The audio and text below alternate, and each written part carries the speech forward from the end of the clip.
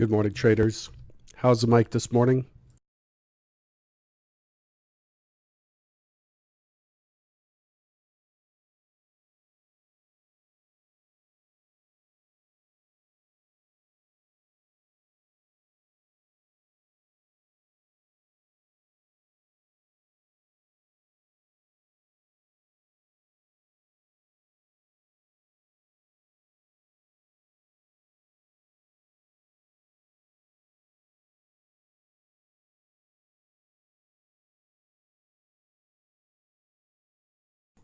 Okay, sorry about the delay.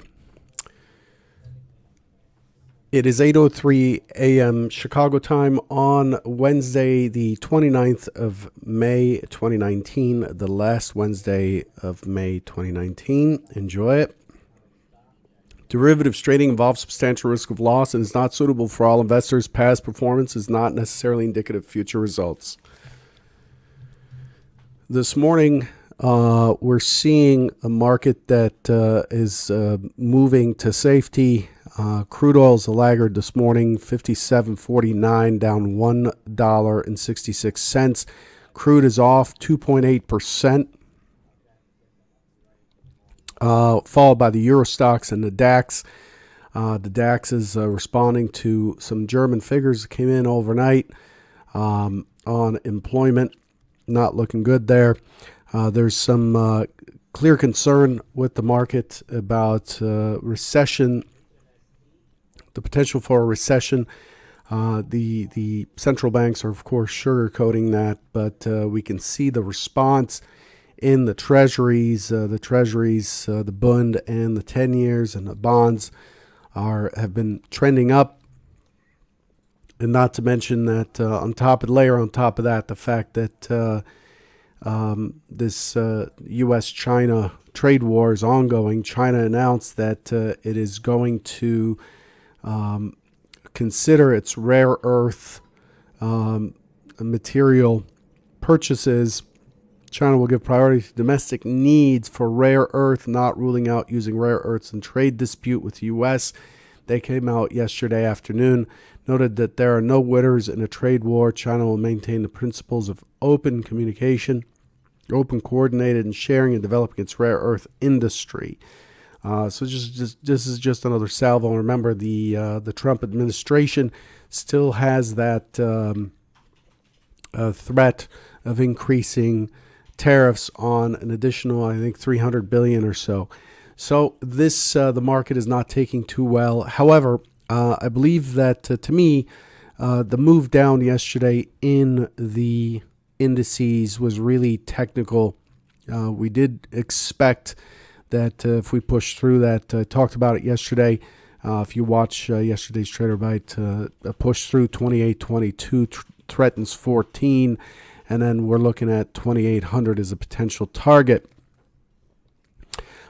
We are trading at the low end of this month. I'll show you a graph later of what that looks like, but we've pushed the week and the day so far, pushing the monthly low, and we're coming into the end of May, and so that's all coming together to kind of cause sell in May and go away type stuff, to cause traders to take pause in terms of the buy side, or cause institutions. So overall, we're seeing the bonds up 25 ticks. That's quite a bit for the bonds, up 0.5% on the futures. Gold is up $5, up 0.38%. The treasuries, the 10-year treasury note, up 8.5 ticks. The Nasdaq's down 56, the Russell's down 11.5, and the Dow Jones is down 173, with the S&P down 16.25. The S&P is opening in a gap against its overnight point of control. We'll look at that in a minute. As far as what's on the calendar, one second. As far as what's on the calendar and what we're expecting for going forward in terms of interruptions, we do not get the crude oil inventories today because of the holiday. On Monday, We do get the API crude oil stock at 5:30 Eastern. We have building permits from from Australia, as well as private capital expenditure and new home sales from there. Those happen at about 9:30 Eastern and 10 o'clock Eastern. There's really not much on the calendar in terms of scheduled events, so just bear that in mind as we move forward. Let's take a look at what we expected yesterday versus what we got. Yesterday, we were looking for a scenario where we're likely to push down into 28.2275 or so, and then push higher into the balance area. The point of control 28.60 is the primary scenario. This was built on the action that took place on Thursday and then Friday, giving a higher low and a push into the mid of the gap zone. The market didn't agree with that assessment, although we started out yesterday with a caution shorts type of environment where the market just pushed higher. But what we got is scenario 2 almost on point. Scenario 2 was looking for a push higher on the open, push into 28.43, and then encounter resistance to push back towards 28.33, but ultimately to get 28.22. And then from there, expected a bounce, but what the market ended up doing in real time is it tested the low and it moved down into 2800. Here's what the market actually did. I'd love to show it to you on the trigger chart, but let me switch it to 4 Renko so we can see it. This will take just a minute to load. There it is. So we look at yesterday. We opened yesterday right in here at 28.3075. Very brief test down, very small test down, 28.3075, and it only went 2 ticks lower. And then you could see that there's this clear push higher with good, with a good rotation higher with pretty decent delta. Let's pull up the delta here. My scale's a little bit squished. Pretty good delta here. And so I issued a caution shorts in the Convergent community chat with the idea that we're likely to pull back and continue higher and to push the long side. However, again, in real time, we could see several reasons. And of course, if you're a Convergent member, you can go to the Head Trader channel and just go back to the beginning of the day where we set up a short up here. And expected, there were many, many indications, probably 6 inputs on the short. And then we looked for it to release to the downside. We're looking for 28.36 on an initial test of the point of the mid. And if the mid doesn't hold, then we're good to go to 29 to 33 to 22.75, initially 33.5, 22.75. And then 28.14, 28.05, and 2800, and this is basically what we saw. So let's the scale is kind of squished here. So this is basically what we saw. We saw it drop down, extend down, beautiful mid test, mid VWAP stock zone area right there. Again, a retest here, new mid, so new valid signal, and then it ran away in the afternoon. If you had a runner on into the 2800 area down here, and it ended up holding 2800 half. This morning we're trading lower. We're holding the overnight session held below the low right here. So take a look at this. The low of last Thursday, 2800. 28.0575, and what did we do overnight? We held that as the high. So that was the weekly low of last week at 28.0575. Where do we go in the overnight session? 28.06. So let's take a look at the overnight session here. Or I should call it extended hours. It's overnight in my time zone, not yours. So here we are. We open back up. We come up to 2806. Again, this is the weekly low from last week right here. So this is kind of classic support turned resistance right here. You see that? 2805, 75, 2806. And then sellers step in pretty strong. Let me extend this chart to show you what that looked like. I mean, if you're not looking at the market like it's this fascinating piece of art, you ought to. So let's take a look at that in the order flow in CT Bookmap. So here we are. We reopen, and we reopen.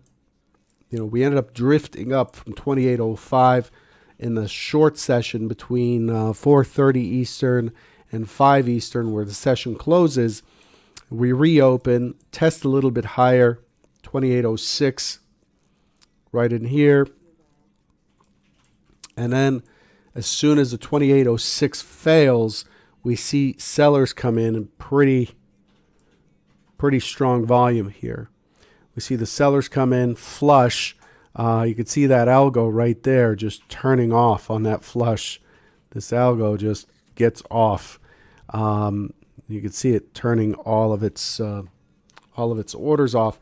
And then from there, the market tries to recover, but it's unable to. And so we expect a secondary flush.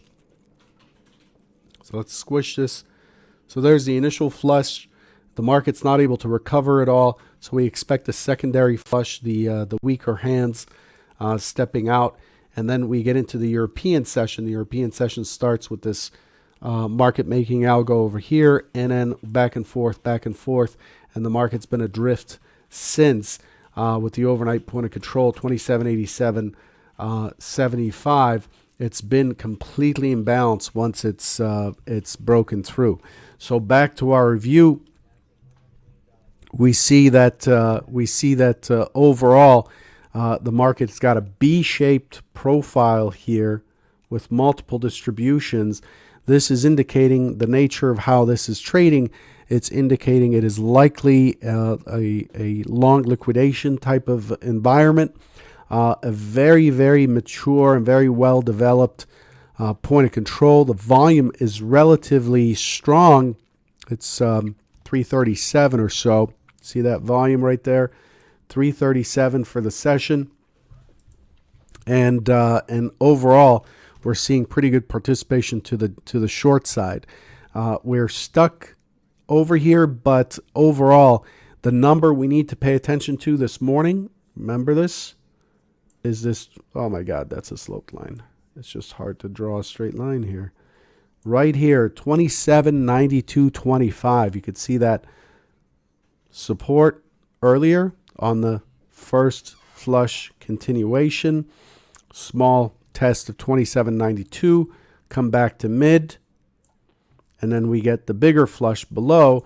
And then we drift back up right to 27.92.25.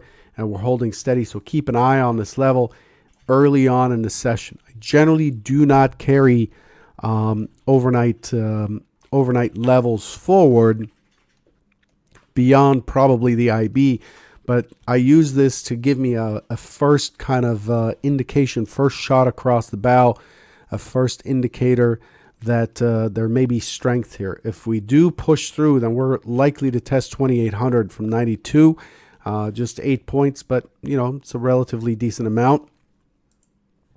And overall, the overnight session is indicating a very bearish sentiment coming in. I know these charts seem noisy, but they're not. So, again, where's the liquidity here as we look at CT Bookmap and try to discover what areas are likely to get some support?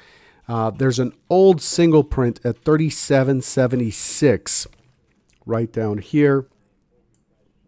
That is from March 11th, if I recall correctly.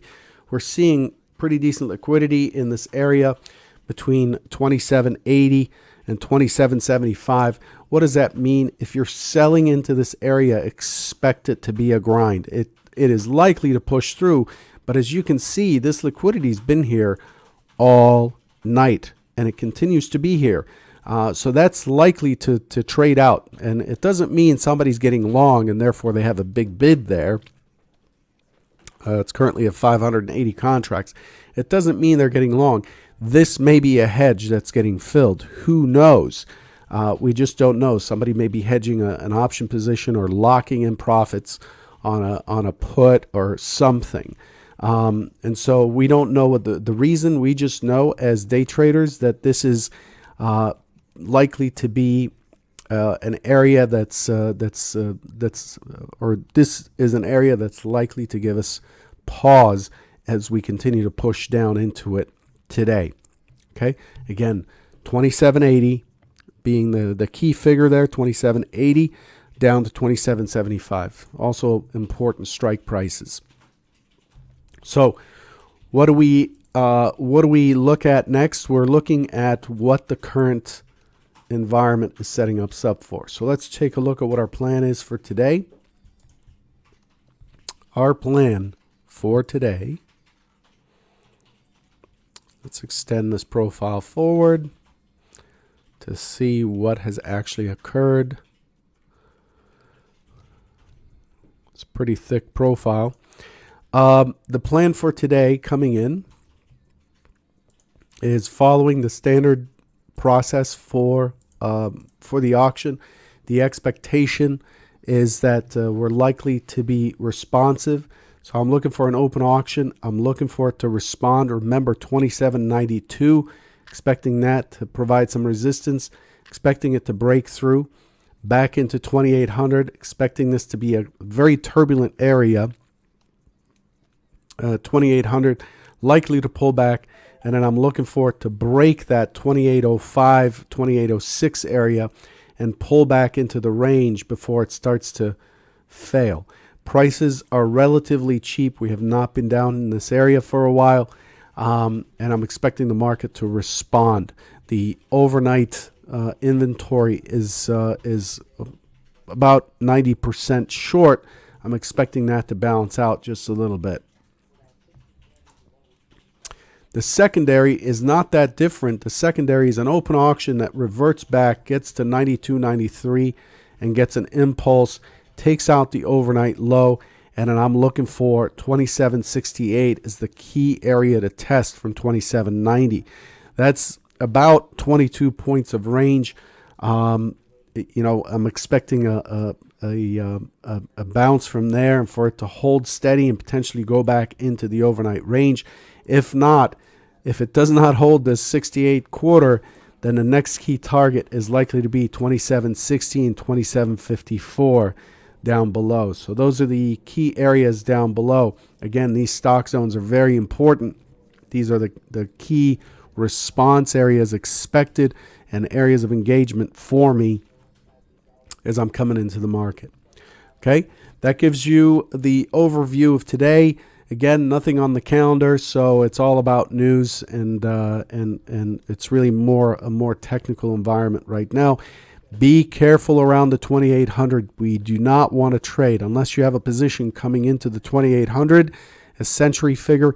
We would not want to trade around that area because remember, the century and mid-century figures are huge strike prices, and those who are holding options are likely to hedge their delta in that range. And it's not necessarily at 2800, but around it. So be careful trading or initiating trades in that area. It's likely to be quite noisy.